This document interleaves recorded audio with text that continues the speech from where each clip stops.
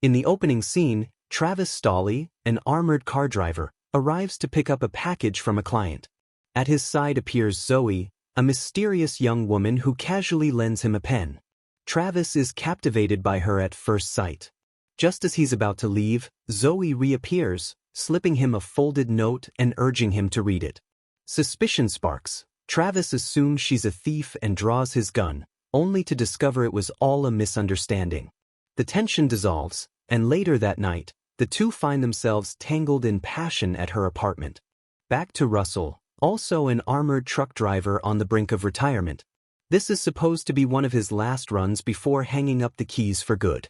He and his wife had planned to celebrate their 25th wedding anniversary that very day. But fate had other plans. With cruel timing, his boss piled extra work onto his schedule, and as if that weren't enough, introduced him to a new partner. Travis Stolley from the first scene. A wide-eyed rookie whose dream is to one day wear a police badge. Their partnership is brand new, an old hand showing a young hopeful the ropes. But fate has a cruel way of turning a routine job into a nightmare. As they set out on duty, their convoy is suddenly ambushed by none other than Zoe, a calculating criminal mastermind, along with her ruthless partners, Banner and Miguel.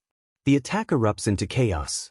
Engines roar, bullets fly, and Russell and Travis are hopelessly outmatched. A furious car chase follows. Cornered, Russell hurls die-pack-loaded cash bags at the pursuing vehicle, causing Banner and Miguel's car to flip spectacularly. Yet Zoe proves more cunning, slipping through the carnage, hijacking the armored truck, and leaving devastation in her wake. Then comes the shocking twist. Travis recognizes Zoe. The night before, she had lured him into a drunken one-night stand, charming secrets out of him, secrets about his route and the truck. He had unknowingly handed her the keys to their downfall. It's that classic noir trope, the femme fatale with beauty sharp enough to cut, and the rookie foolish enough to bleed for her. Wait a second, did you see that twist coming? Tell me what you think will happen next. Drop your thoughts below, and if you are enjoying the ride, like, share, and hit that subscribe button. Let's keep the fire burning. Believing Banner and Miguel dead, Zoe shifts her plan. She doesn't want the contraband at all. Her true target is the truck itself. With it, she intends to infiltrate a casino and seize a staggering $60 million cash pickup. But Banner and Miguel aren't finished. Bruised, battered, and furious at Zoe's betrayal, they claw their way back into the hunt. Meanwhile, Travis wrestles with conflicting emotions, anger at being manipulated, yet an undeniable pull toward Zoe. And then Zoe reveals her truth. Years earlier, her father, a casino security guard, perished in a fire. The emergency lockdown trapped him inside, designed to save the money but not the men. He died holding a steel door open so his colleagues could escape. The casino called him a hero, but they offered Zoe's family no compensation, no justice. Now she seeks her own vengeance, not just for money, but for her father's stolen dignity. Suddenly, she's no longer just a villain. She's a woman burning with righteous fury, her crime painted with the colors of grief. They steers the armored truck into a dimly lit garage, where the crew quickly patches up the battle scars from the high-speed chase.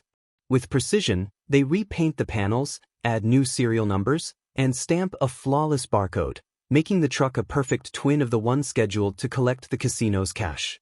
The stakes rise when Natalie, Russell's wife, is tracked down and taken hostage by Zoe, bound in the truck alongside Travis. Banner and Miguel stormed into the garage, demanding to know where Zoe was. When the owner hesitated, a bullet ripped through his leg. Then, bang! Another shot echoed through the garage, sealing the room in deadly silence.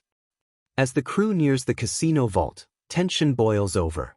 In a bizarre twist, inside the vault, they find a WWE superstar posing for pictures with girls, all draped in glitter and champagne, while mountains of cash spill across the floor like a golden sea. So they have to wait. Zoe cleverly distracts him, claiming his rival is trashing him online, and he storms off, another darkly comic reminder of how ego can undo even the strongest. Russell and Zoe breach the vault, walking out with a fortune, $60 million in gleaming cash.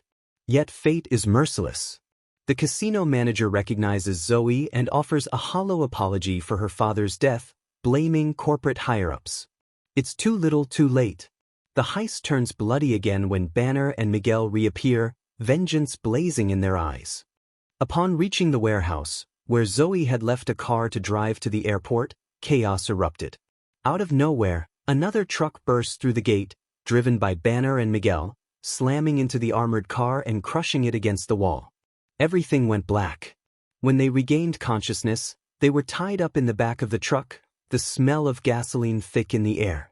They were about to be burned alive, and Zoe, bruised and trembling, was seconds away from taking a bullet to the head. But in a desperate move, Travis Story lunged for the wheel, crashing into Miguel with bone-snapping force. Banner and Zoe barely dove.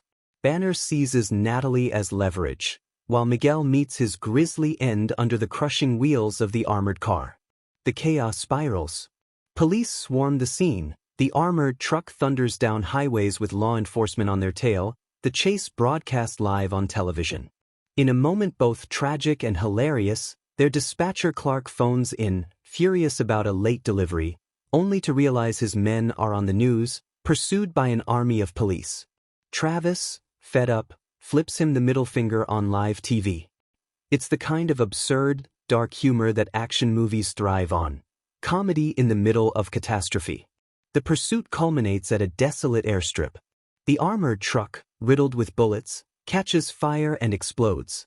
In the fiery showdown, Banner opens fire on the group, but Natalie, proving far from helpless, knocks him unconscious. Russell reunites with Natalie in relief, while Zoe shares a final, bittersweet farewell with Travis. She boards a waiting plane, vanishing into the horizon with her stolen millions. When the smoke clears, Russell and Travis are declared innocent. The police believe they were unwilling participants, coerced into the crime. 6 months later, life has shifted. Travis has fulfilled his dream, now serving as a deputy sheriff. Russell enjoys his quiet retirement, running a bed and breakfast with Natalie. Yet their past refuses to fully let go. Travis reaches out to Zoe, now basking in Caribbean luxury. Russell even receives a mysterious package from the pair, a box stuffed with cash. And in a final ironic twist, a museum curator calls the armored car company, not about the robbery, but to complain about a priceless artifact damaged during the chaos. Even after millions are stolen and lives destroyed, bureaucracy still finds a way to nag. The absurdity lands like a wink from the director, closing the curtain on a tale of betrayal, vengeance, and unlikely redemption.